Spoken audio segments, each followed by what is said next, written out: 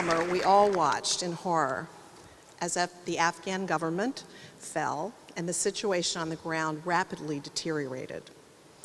You know, Sesame Workshop has had a long history in Afghanistan. As we scrambled to see what we could do, to learn what could be done, we repeatedly faced what seemed like insurmountable obstacles. A turning point was when we learned that Prime Minister Edi Rama was willing to accept Afghan refugees. Under Prime Minister Rama's leadership, Albania was one of the first European countries to open its doors to Afghan refugees who were in desperate need of safe harbor. And after a harrowing 48 hours, 21 of our Afghan colleagues and their families arrived safely in Albania.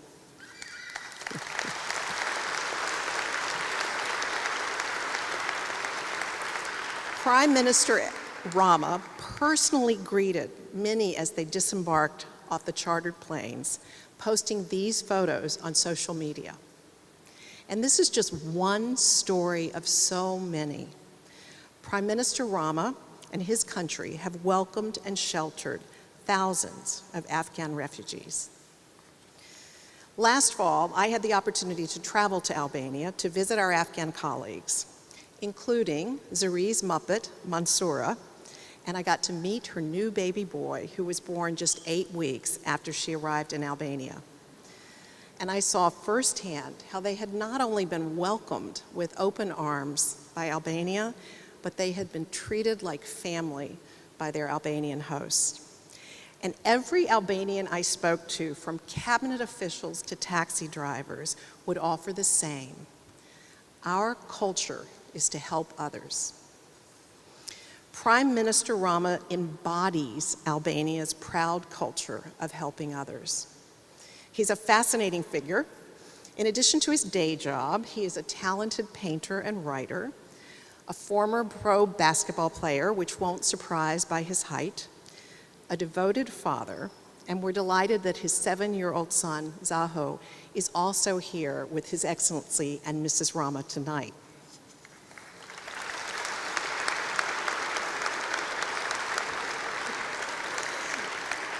Serving an historic third term as Prime Minister, I could go on and on about his many accomplishments, but tonight we honor him for his moral leadership and generosity and the example he set for the rest of the world. Like Big Bird, the size of his heart exceeds his height. Thanks. It gets better, it gets better. Tonight, I am over the moon that one of those whose lives he has changed forever is here with us. And believe me, 9 months ago, none of us would have dreamed this would be possible. But thanks to our honoree, she is. I'd like to ask Mansoura and her alter ego, Zari, to join me on stage.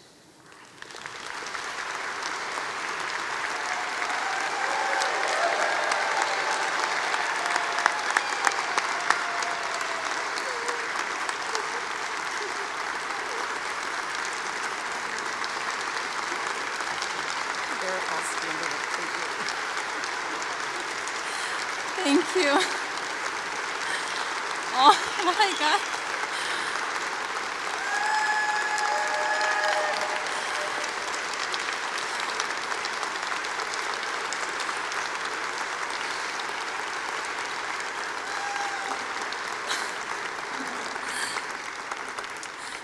Thank you.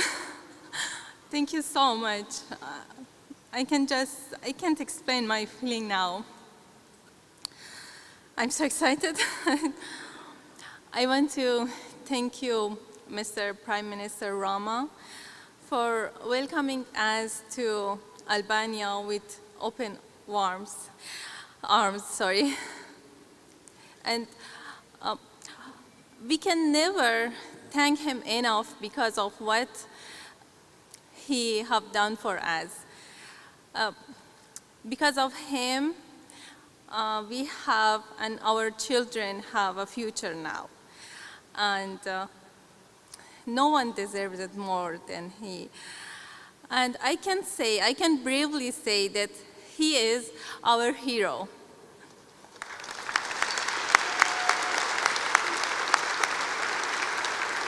And Zari, do you want to say something?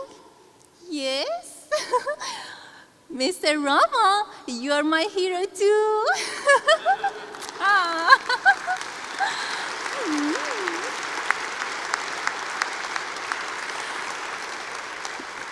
And yes, of course, me and Zari, we both are so grateful to be here tonight with you all and to join in presenting this award to Mr. Prime Minister Rama. And as I said, no one deserves it more than him. Yeah. Your Excellency, if you will please join us on stage.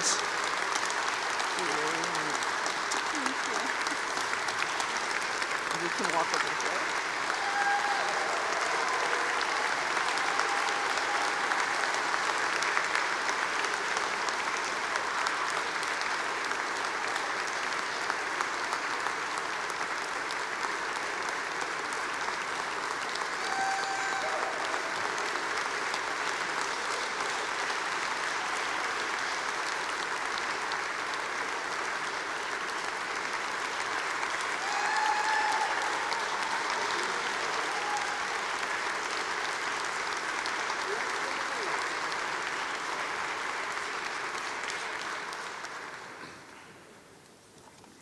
I'm very, very thankful,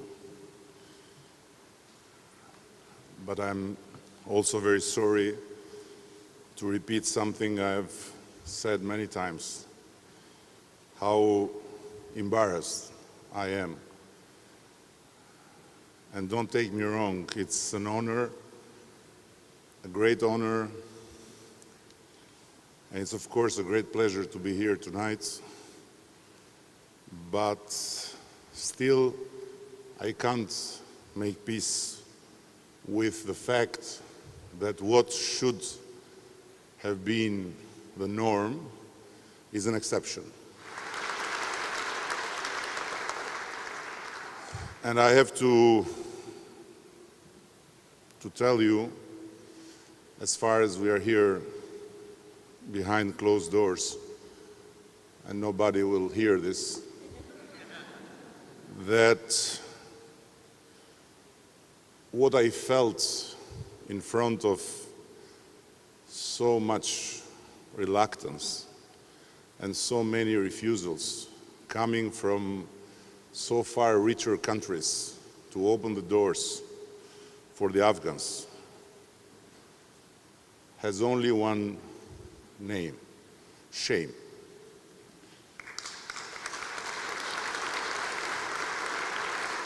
And so many people asked me why Albania would do this, why I would take this decision. And maybe there are people also in this room that wonder why, how comes that one of the poorest countries in Europe became the first country to open the doors to people that were struggling between life and death. And the answer to this question is in our history, a history that is a history of hospitality, a history of respect towards people in need, a history that is embodied in our first constitution, the Canon of the Albanians, where is written that the house of the Albanians belonged to God and the guest. But the guest, meaning not simply the one you invite, but the one that knocks at your door because has a need. And based on this canon, the knock at the door is the will of God, and you have to open the door. And whoever is behind the door has to be sheltered, has to be taken care of, has to be protected. And maybe in this belongs also the reason why Albania was the only country in Europe to have more Jews after the war than before the war. A country where no single Jew, no one, was delivered to the Nazis.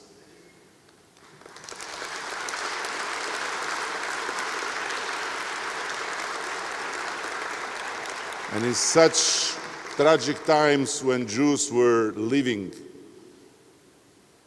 from their homes everywhere in Europe, Albania became the place where Jews were coming, not living, coming to be protected. And there is a story among many that I want to share with you about the 4 religious leaders of our country, which is very often told to be a Muslim country. But no, we are a country where Muslims and Christians live together in full respect of each other. And the 4 leaders that were invited in Berlin by the guy who was on the head of the final solution operation were representing the 4 communities, religious communities of Albania: the Catholic Christians, the Orthodox Christians, the Sunni Muslims, and the Bektashi Albanian Muslims. And they were asked to sign an agreement with the Third Reich with 2 points: to allow the Nazi regime to have access on the Albanian gold, which was at that time in the Bank of Rome, and to cooperate with the Nazi regime in catching the Jews.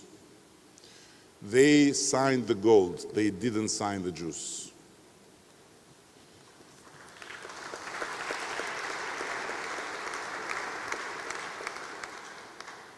And so it went on, the story, to continue with us being refugees, leaving our country, escaping not a fundamentalist religious regime like the Taliban's, but an atheist regime which dared to put in our constitution that the Republic of Albania is an atheist republic,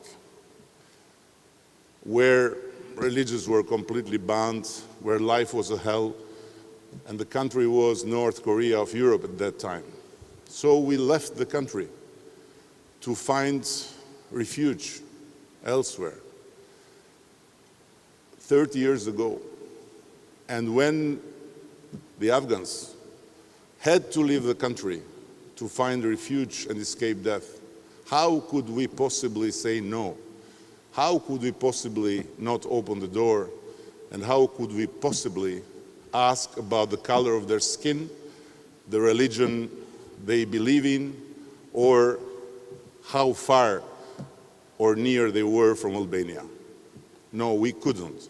We simply said yes. As far as we have a home, our home is also the home of whomever is in need, and we are there, we'll always be there, not by words but by deeds.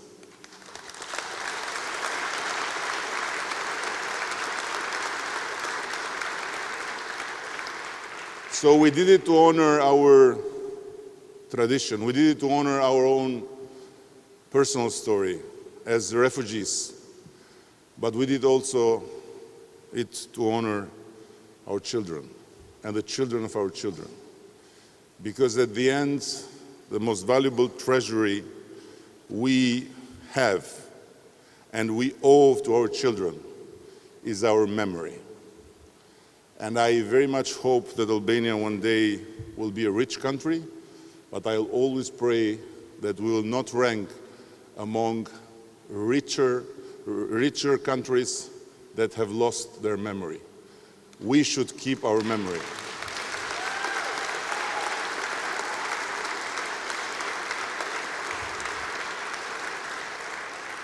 And thanks God there are so many people in this country, good-willing people, that stand for what is so valuable and for what can never be left aside in the name of any election, in the name of any power, in the name of any vested interest, which is humanity. And I'm very proud and I'm very honored and I'm very humbled to be among you today and to have been able to put myself and my country aside of you and of so many people that have honored the United States of America and that honor by deeds, not by words, what the United States of America represents for everyone. The people that, as Nazarene told us, are 3 times more ready and eager to open the door to refugees than the United States government. At the end, I want to tell you that I'm here because Albania will be the country that will have the presidency of the Security Council of the United Nations.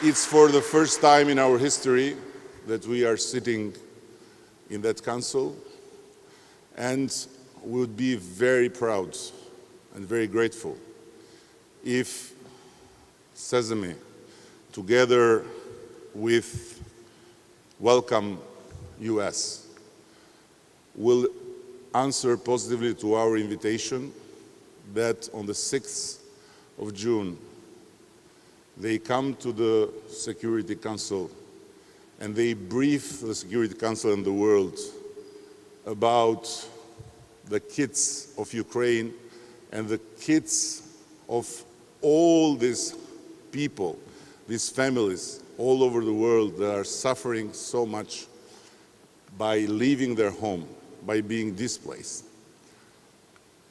Sherry said they are 100 million. They are too many. What we did saved few thousands. But I want to conclude by honoring a great Albanian, Mother Teresa of Calcutta, Saint Teresa of Albania, who told us, instead of cursing the darkness, light a candle. We lit our candle and will continue to do so. And thank you very, very much for what I want to be very modest. Is not my strength, modesty, but I want to be very modest because it's true. It was not about me. I was just happened to be the Prime Minister. It's about the Albanian people who were totally behind the decision. And when they asked about how they felt about this decision, they were much more than the majority that supports the government to say, oh yes, we have been there, we know how it feels like, and we are honored to open the door to them who today are the Albanians of 30 years ago. Thank you.